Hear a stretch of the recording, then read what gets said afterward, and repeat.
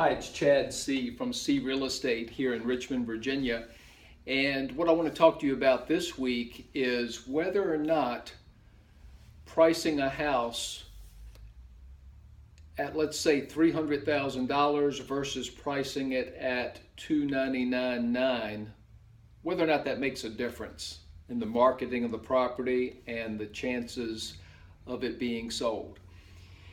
Over the years, I've had some sellers who would say something like, well, I'm a straight shooter. I'm going to call it what it is. I don't like people to play games, and I'm not going to say $299,900. $300,000 is the number that I want to ask.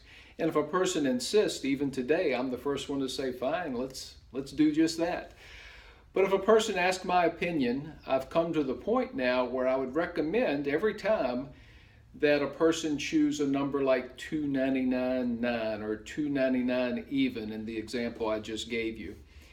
And there's a couple of reasons. One is the way search engines are structured these days. Staying just below a major increment like that can make a big difference in whether or not you get found. But beyond that, the psychological difference is one worth noting. Zillow recently published a book within the last 2 years where they analyzed lots of data.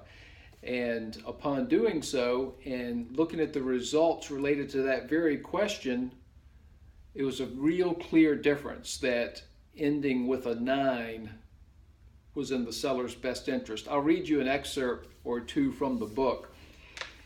First of all, it says, when we compiled these differences, we saw that sellers could exploit a clear advantage by ending their home prices with the number 9 in the last non-zero digit.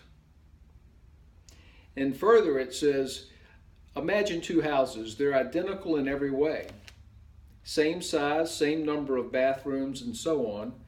They even have the same estimated home value of $150,000 in this example. The only difference is that for some reason one homeowner decided to put her house on the market for $149,000 and the other seller priced his home at $150,000.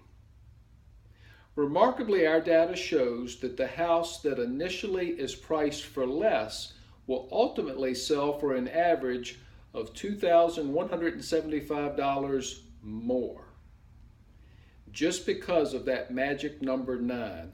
What's more, when we mined the data, we found that this dynamic works at many different points, many different price points for all kinds of homes.